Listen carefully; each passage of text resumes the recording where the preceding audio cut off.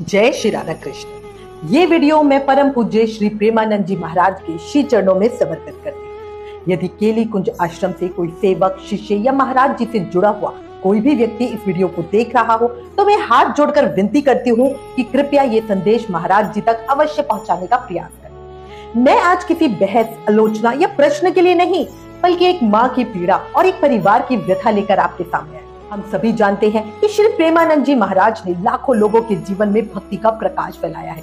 उन्होंने लोगों को राधा नाम का महत्व बताया है, भगवान की भक्ति का मार्ग दिखाया है और असंख्य लोगों को नशे, अवसाद और भटकाव से निकालकर आध्यात्मिक जीवन की ओर प्रेरित किया है। हम सभी इसके लिए उनके प्रति कृतज्ञ हैं। लेकिन इसी के साथ एक ऐसी समस्या भी सामने आ रही है जिस पर शायद विचार करने की आवश्यकता है।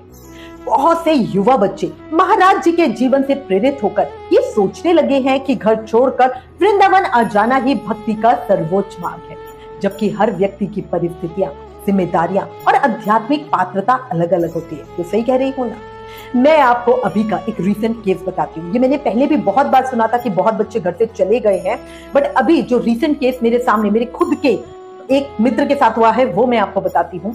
उड़ीसा के पुरी से लगभग 200 किलोमीटर दूर एक वैष्णव परिवार रहता है। परिवार में केवल 3 सदस्य हैं, माता, पिता और उनका इकलौता पुत्र। वो पुत्र मात्र 16 वर्ष का है। अभी हाल ही में उसने 10वीं की परीक्षा 83% मार्क्स के साथ पास की है। पूरा परिवार अत्यंत धार्मिक और वैष्णव परंपरा का पालन करने वाला है। उनके घर में श्री जगन्नाथ जी, गोपाल जी और अन्य विग्रहों की नियमित सेवा होती है। वो उड़िया परिवार होने के बावजूद प्याज लहसुन तक नहीं खाते। गांव में श्री जगन्नाथ मंदिर की स्थापना, सेवा कार्य, एकादशी व्रत, माला जाप और धार्मिक गतिविधियों में उनका परिवार हमेशा आगे रहा है। लेकिन आज वही परिवार गहरे दुख में है। पिछली एकादशी की ही बात है। उस बालक ने अपने माता पिता से अपने मित्र के साथ श्री जगन्नाथपुरी जाने की अनुमति मांगी। माता पिता चाहते थे कि वो उनके साथ जाए, लेकिन वो अपने मित्र के साथ जाना चाहता था। भारी मन से माता पिता ने अनुमति दी। उन्होंने उसे एक छोटा मोबाइल फोन भी दिया ताकि संपर्क बना रहे। पहले दिन तो सब ठीक रहा, बच्चा अपनी माँ से बात करता रहा। अगले दिन शाम को उसे घर लौटना था। परिवार उसके इंतजार में बैठा था, लेकिन वो घर ही नहीं आया। सोचो, इमेजिन करो, अभी बात हुई कि मैं घर आ रहा हूं और वो नहीं आया। वो लगातार फोन मिलाते रहे, घंटी जाती रही, बट बच्चे ने कोई जवाब नहीं दिया। अब इसी चीज से वो बहुत परेशान थे। चिंतित माता पिता अगले दिन ही जगन्नाथपुरी पहुंचे। अधिक मास के कारण वहां बहुत भयानक भीड़ थी। उन्होंने हर संभव स्थान पर खोजबीन की, लेकिन बेटे का कोई पता नहीं चला।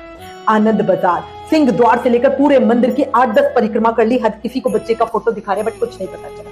वो पुलिस स्टेशन भी गए, लेकिन कोई सहायता नहीं मिली। 2 दिन तक माता पिता की स्थिति ऐसी थी कि उन्हें ना भोजन की सुध, न नींद की। और आज तक भी उनकी माता जी, मतलब इस हालात में ना मैं आपको बता नहीं सकती उनकी माता जी का क्या हाल होता है। उनके बेटे का अचानक 3 दिन के बाद फोन आया और उसने बताया कि वो वृंदावन पहुंच गया है। केली कुंज आश्रम में है। उसने बताया कि उसने केली कुंज आश्रम में ही प्रसाद पाया और आश्रम के बाहर सड़क किनारे ही रात बिताई। उसके पास लगभग कोई पैसा नहीं, क्योंकि घर से वो बहुत थोड़े से लेकर चला था।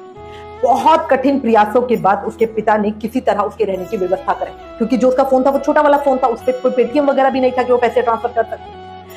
आज भी माता पिता उसके पास नहीं पहुंच पा रहे हैं, क्योंकि उन लोगों को भी टिकट नहीं मिल पा रहा है। मतलब आप सोचो, उड़ीसा से वृंदावन कोई ऐसे तो आया नहीं जा सकता। अब मैं श्री प्रेमानंद जी महाराज, उनके शिष्यों और आश्रम के सभी सेवकों से हाथ जोड़कर विनती करती हूँ, कृपया उस बालक का मार्गदर्शन करें। वो वृंदावन में अकेला है। वो कोई अपराधी नहीं है, वो भक्ति करना चाहता है, लेकिन वो मात्र 16 वर्ष का बच्चा है और अपने माता पिता की इकलौती संतान है। महाराज जी से मेरी विनम्र प्रार्थना है कि वो जनहित में एक स्पष्ट संदेश दे कि भक्ति केवल वृंदावन में रहकर नहीं होती। भक्ति घर पर भी हो सकती है, माता पिता की सेवा करते हुए भी हो सकती है, पढ़ाई और जिम्मेदारियां निभाते हुए भी हो सकती है। हर व्यक्ति श्री प्रेमानंद जी महाराज नहीं बन सकता। अगर कोई भी सोचे कि मैं भी प्रेमानंद जी की तरह घर छोड़ जाऊं और उसके बाद मैं प्रेमानंद जी की तरह बन जाऊंगा, तो नहीं। हर व्यक्ति श्री चैतन्य महाप्रभु नहीं बन सकता है। उनका जीवन बिल्कुल अलग था, उनकी आध्यात्मिक यात्रा अलग थी।